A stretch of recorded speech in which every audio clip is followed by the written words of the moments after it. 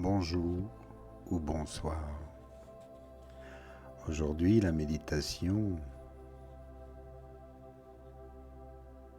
va vous parler de la liberté, d'une grande liberté lorsque vous êtes aligné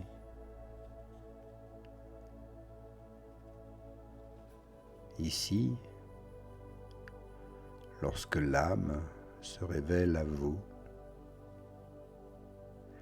et que vous découvrez qui vous êtes en réalité. Alors vous ne pouvez plus être gouverné. Vous détenez votre souveraineté. Ici, dans cette méditation totalement relâchée, détendue, respirez profondément, appréciez ce moment, célébrez-le totalement.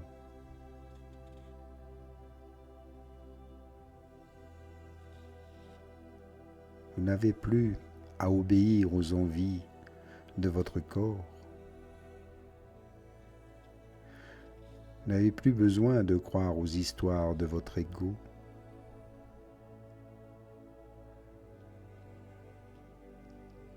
Vous n'avez plus besoin que votre esprit ignore votre âme. Vous êtes maintenant aligné. Vous n'êtes plus facile à contrôler.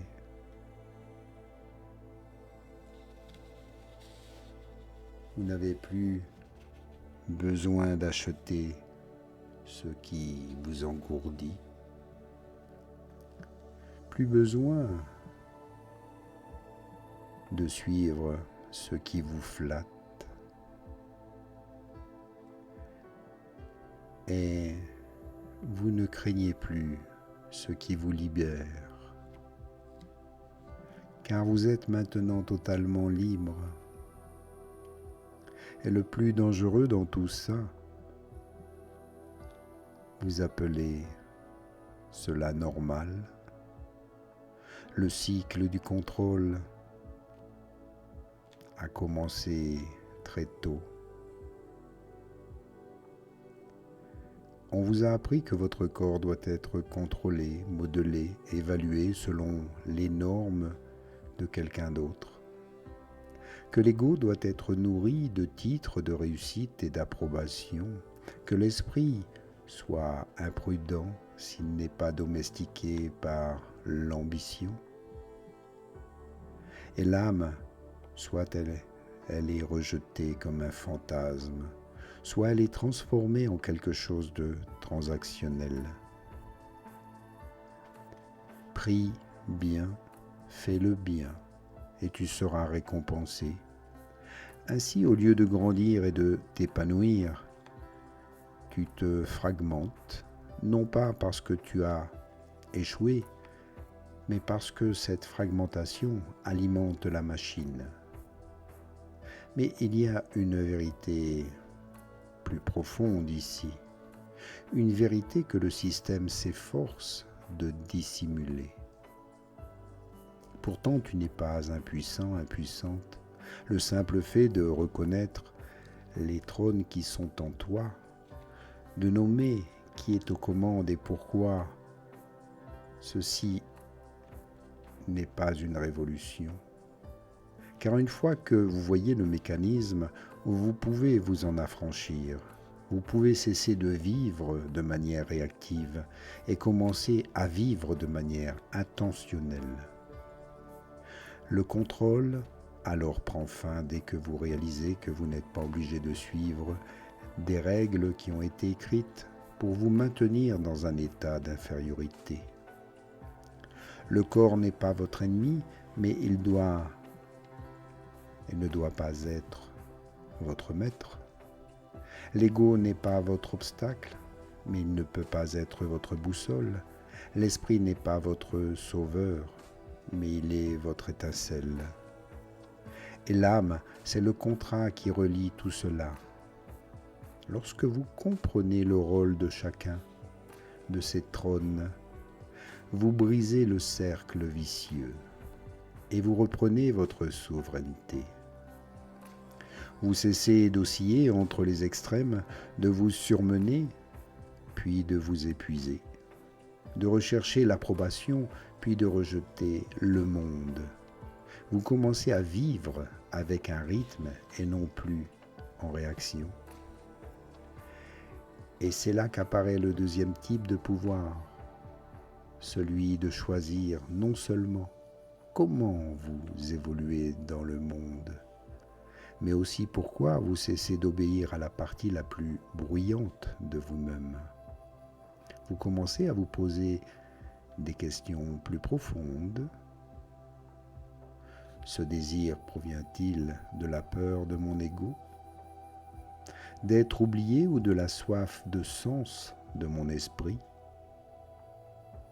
Ce besoin est-il vraiment celui de mon corps? Ou cache-t-il quelque chose que mon âme essaie de dire depuis bien des années? Toutes ces questions ne sont pas faciles. Elles vous dépouilleront de vos justifications, mais elles vous libéreront également.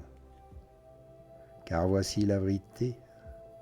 La vérité, la véritable guerre n'est pas à l'extérieur, elle est tout à l'intérieur de vous. Et une fois que vous avez remporté cette bataille, le monde autour de vous commence à changer. Vous commencez à construire une vie qui ne repose pas sur des scénarios empruntés ou des peurs habituées. Vous cessez d'externaliser votre identité, vous cessez de négocier votre vérité pour votre confort.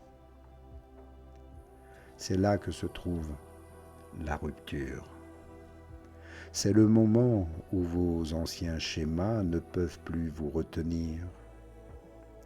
Et il ne s'agit pas de devenir une personne différente. Il s'agit de vous souvenir de qui vous étiez avant que le système ne vous dise qui vous deviez être ou que vous devriez être. Avant que les règles ne soient inscrites dans votre langage, avant que la voix de votre âme ne soit étouffée par la performance, le perfectionnisme ou la douleur, vous êtes déjà ce que vous recherchez. Mais vos trônes doivent s'aligner pour se libérer. Vous devez trouver l'harmonie, vous aligner pour enfin vous réveiller. Vous n'êtes pas né pour être docile, obéissant ou fragmenté. Vous êtes né pour brûler de 1000 feux, pour vivre pleinement. Vous parlez du plus profond de votre être. C'est ce qui se passe lorsque vous brisez le cycle, où vous ne réagissez plus à partir de vos blessures. Vous répondez à partir de votre sagesse. Vous ne cherchez plus la permission. Vous avancez avec détermination et le système, lui, il commence à perdre son emprise. Car les personnes alignées ne sont pas seulement éveillées, elles sont inarrêtables. Si personne ne vous avait jamais dit ce qu'est le succès, si personne ne vous en avait donné une définition, à quoi ressemblerait-il? Serait-ce des chiffres sur un compte bancaire, un bureau, dans une société importante, une vie parfaitement filtrée en ligne? Ou serait-ce quelque chose de plus discret, de plus profond, presque impossible à expliquer à quelqu'un d'autre?